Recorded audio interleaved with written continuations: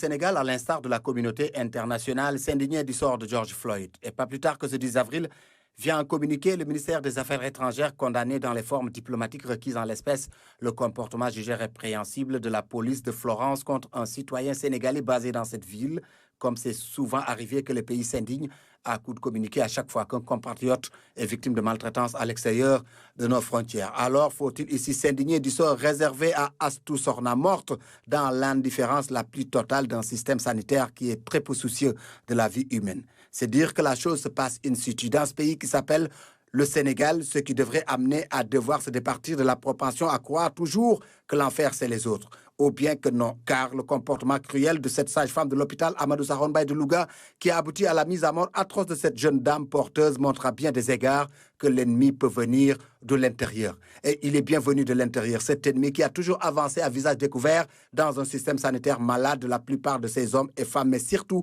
de ses aptitudes à gérer correctement ces urgences qui, depuis, sont passées au statut de mouroir.